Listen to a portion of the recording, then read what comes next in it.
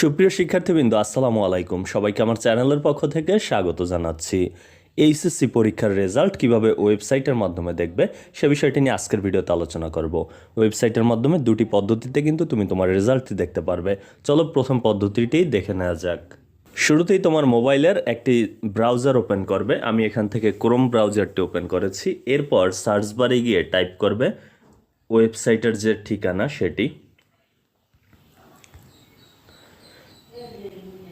Education board result, অবশ্য ঠিকানাটি হচ্ছে এডুকেশন বোর্ড রেজাল্ট, এটা লিখে তুমি সার্চ করবে। সার্চ করা মাত্রই কিন্তু তোমার সামনে এরকমের একটি ইন্টারফেস ওপেন হবে যে এডুকেশন বোর্ড রেজাল্ট নামে বা এডুকেশন বোর্ড বাংলাদেশ নামে একটা অপশন আসবে, এটার উপরে ক্লিক করবে। ক্লিক করা মাত্রই কিন্তু তোমার সামনে এরকম ইন্টারফেস আসবে। এখান থেকে তুমি এই যে প্রথমে এক্সামিনেশন নেম এটা সিলেক্ট করবে, এখান থেকে এইচএসসি দিয়ে দিবে। এরপর ইয়ারের জায়গায় 2025 দিবে। তারপর বোর্ডের জায়গায় তুমি যে বোর্ডের শিক্ষার্থী সেই বোর্ডের নাম, তারপর রোল নাম্বারটি টাইপ করবে। তোমার অ্যাডমিট কার্ডে তো নিশ্চয়ই রোল নাম্বারটি দেওয়া রয়েছে। তারপর রেজিস্ট্রেশন নাম্বারটি টাইপ করবে। রেজিস্ট্রেশন নাম্বারের এখানে তোমার অ্যাডমিট কার্ডের যে রেজিস্ট্রেশন নাম্বার সেটি দিবে। দেওয়ার পর এখানে কিন্তু একটা ক্যাপচা কোড বা কোড নাম্বার লেখা রয়েছে, যেমন 1+4। তোমার জানা আছে যে 1+4=5, এটা লিখবে। তোমার ফোনে বা স্ক্রিনে কিন্তু অন্য নাম্বারও শো করতে পারে, তাদের যে যোগফল সেগুলো এখানে লিখে তুমি জাস্ট সাবমিট ওই অপশনটির উপরে ক্লিক করবে। সাবমিট অপশনটির উপরে ক্লিক করা মাত্রই কিন্তু তুমি তোমার রেজাল্টটি দেখতে পারবে। চলো আরেকটা পদ্ধতি রয়েছে, সেই পদ্ধতিতে কিভাবে রেজাল্ট দেখতে হয় তাও তোমাদেরকে দেখাচ্ছি।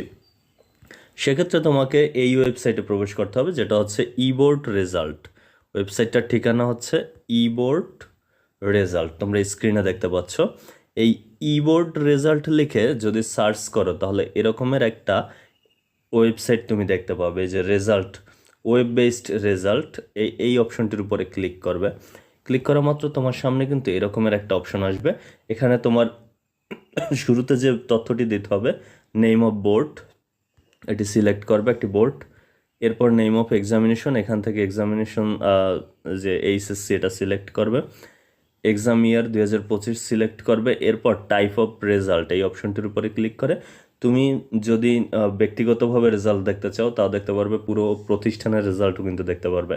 তো তুমি তোমার নিজেরটি দেখার জন্য ইন্ডিভিজুয়াল এই অপশনটির উপরে ক্লিক করবে। এরপর তোমার রোল নাম্বারটি এখানে সাবমিট করতে হবে। রোল নাম্বারটি দেওয়ার পর পরের যে ঘরটি এটাতে রেজিস্ট্রেশন নাম্বারটি দিতে হবে। এরপর যে বিষয়টি, এই ক্যাপচা কোডটি লিখতে হবে। তোমরা এখানে দেখতে পাচ্ছ যে একটা ক্যাপচা কোড যদি স্পষ্ট না দেখায় তাহলে তুমি যে ক্লিক